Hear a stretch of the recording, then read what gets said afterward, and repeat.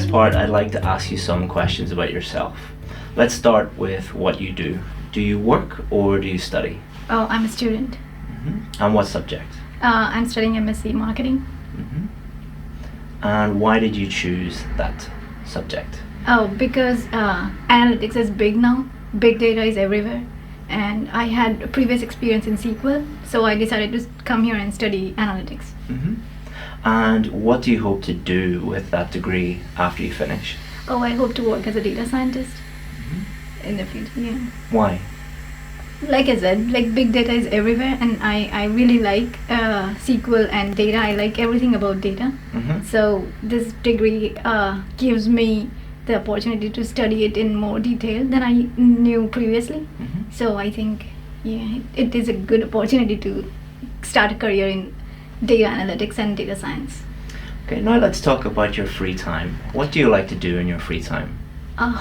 Since the past year, I haven't really had too much free time, but usually I just like to read, travel, talk to, like meet my friends, and I also volunteer during the weekends. And do you prefer to spend your free time indoors or outdoors? Depends on the weather. If it's raining, I don't like to go outside, but most of the time, yeah, I would like to go outside that rather than stay in my room. And what did you like to do in your free time when you were a child? Oh, I used to read a lot. Just keep reading books all the time. So I never used to like go out and play much. I used to get scolded a lot by my parents, like go out and play with kids your age, but I always used to stay indoors and read. And what are you going to do in your free time this weekend? Oh, this weekend, like I said, I volunteer. So I volunteer at the Macmillan Cancer Support. So I would be going visiting patients and providing counseling to them. Good. So now let's talk about travel. Do you like to travel? Yes, I do. Why? Because I like getting to know other countries, their culture, how people live, like what they like, stuff like that. It's interesting to me. And where is a popular tourist destination in your country?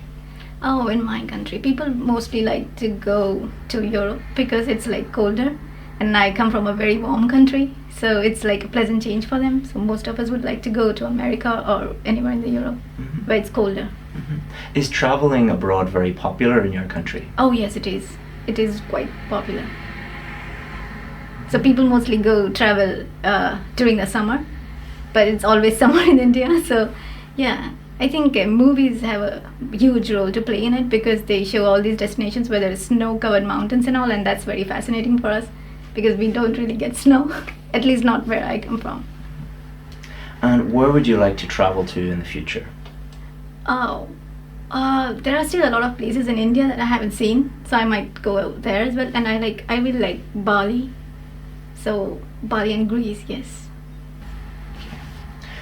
So I'm going to give you a topic, and I'd like you to talk about that topic for 1 to 2 minutes. You'll have 1 minute to prepare before we begin, and you can make some notes. Do you understand? Yes. Okay.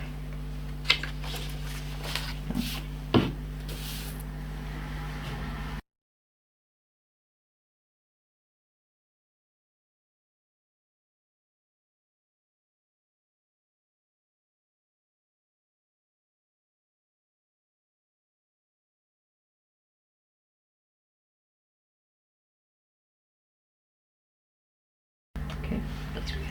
Okay.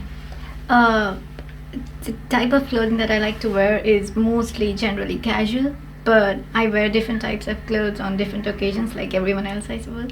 So, like, regardless of the weather, in India we have a lot of festivals. So, usually I do like to wear casual clothes, but like just a jeans and a t-shirt. But like on occasions, on festive occasions, I wear like traditional Indian clothes, and I get them specifically made because they like you can't really buy like traditional Indian clothes in the malls and all. But I do get them made, tailor made for me, and because then you can choose your own style, your designs. There are a lot of like stuff like that. So yeah, when you go to a temple, I wear like pure simple clothes because that is the tradition. So that makes me feel like really peaceful and calm, because most of the time you wear like simple clothing when you go to a temple, so it makes me feel calm when I wear those clothes. And during festivals, when I wear like those traditional Indian clothes, it makes me happy because it's like a festival I've been celebrating since I was a kid. So during Diwali and Holi and all, yes, in Holi I wear like everyone wears white clothes because they throw colors on you. So you get like, you go out with a white cloth, and then when you come back it's like all colorful. So different clothes for different occasions, I suppose. Here I have been wearing a lot of warm clothes, and that makes me feel really really warm. Yeah. And I buy clothes from different stores, I suppose, depending on what kind of clothes I want. And oh my god. So yeah. And when I go for an interview, I mostly dress in formals, so that makes me feel very confident and that I'm prepared. Excellent. Good. Okay, so I'll take this off you, please. Excellent. Alright, so we've been talking about clothing, and now I'd like to talk about designer clothes. So, are designer clothes popular in your country these days? Yes, I think so, yeah. They're quite popular. It depends on like the person actually. Like people, designer clothes are usually very expensive. So only a people of certain socioeconomic class can buy those clothes. So they are popular in certain segments of the society, yes. And why do you think people buy designer clothes? Oh, I think because it has a social status attached to it. So when you're buying, like when you're wearing a specific label, the people recognize it, and then it shows like what kind of class you belong to, and it is a huge thing in India, I think. So I think it's because of that. It shows like you are from a different class of society, and it shows your affluence, I think. You can flaunt your affluence that way. Maybe that. So now let's talk about working clothes. Do you think you can judge someone based on the kind of clothes they are wearing at work? I personally don't, but I think there is a certain image attached to what you're wearing, and people build up perspectives about how someone is based on what they're wearing, I think. But personally, I don't. And should people be forced to wear certain clothes in work? Well, they shouldn't be forced, but I think ever since like we were young, we are told to wear certain clothes in certain settings because it's appropriate. So in schools we wear uniforms, and we are trained that way. When we go to a temple, we have a certain set of clothes. When we have festivals, we have a certain set of clothes. So I think when we are trained to dress in a certain way in a certain setting, you get used to it. So I don't think it's like people are forcing you to wear like formal clothes in an office setting. But it's a tricky one. Well, I don't think someone should be forced, but as individuals we should be aware enough of what not to wear in an official setting. So we should make that decision by ourselves, so you don't feel like you're forced to do it. And how have work clothes changed in the last couple of decades? I think it has become less formal now in a lot of settings. Like I think companies like Google have made it really popular to where like engineers, they're like smartest of people, they just go to office wearing casual clothes, just in a t-shirt and jeans, which is very casual. And they lay more importance on your work ethic, like how you work and how much you contribute, rather than what you wear. So that is really a refreshing change, I think. So it shouldn't matter what you wear, but like how you work and how much you contribute. So I think times are changing and people are really getting more relaxed about what you wear. Okay, that's the end of the test. Well done. Thank you. So the speaking test has 4 criteria. So pronunciation is number 1. Then we have lexical resource, which is just another way of saying vocabulary. And then we have grammatical range and accuracy, so let's just call that grammar. And then we have fluency and coherence. Okay, so let's start off with pronunciation. So I could understand 100% of what you were saying, which is very, very important. If the examiner couldn't understand 100% of what you were saying, then they probably would give you at least a 6 or below for pronunciation, but I could understand 100% of what you were saying. You do have a tiny little bit of, we call accent interference, but that didn't stop me actually understanding what you said at any time. It was very, very easy to understand what you were saying. Now, we'd also think about higher level pronunciation features, things like intonation, sentence stress, word stress, connected speech, and you're actually at a very high level in terms of the higher level pronunciation features. So for pronunciation, I would give you a band 8 because I can understand 100% of what you're saying without any effort whatsoever, and you have a very strong use of those higher level pronunciation features. In terms of vocabulary, your accuracy is very, very good. You rarely slip up in terms of your accuracy for vocabulary, and your range is also very, very good. You have some topic-specific words for nearly everything that I ask you for. You're not searching for vocabulary. You know you can access the vocabulary very, very easily and use that very, very well. I think for you, if you were to do the IELTS test again, I would encourage you during your preparation to take some more chances with vocabulary and maybe show how broad your vocabulary actually is, because I think your vocabulary is much, much broader than what you actually showed there today.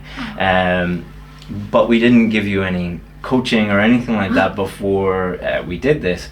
But next time I would just try and during your preparation to take some more chances, but in the real test, you use the 100% rule.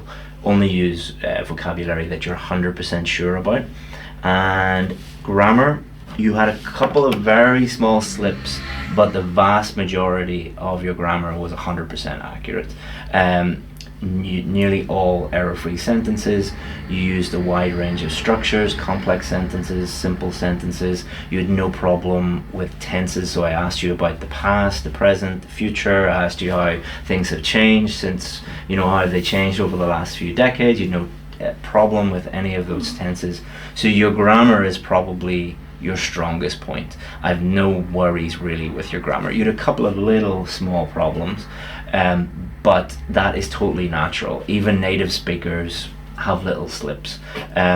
So for your grammar, I would give you a band 8 as well, and for your vocabulary, I would also give you a band 8. But that would be something that I would, if you were to do the test today immediately, you might get a 7 for vocabulary if you didn't show the range of vocabulary that you're capable of. So if you were to do the test tomorrow, I would say, just use some more advanced adjectives and nouns and show how good your vocabulary actually is.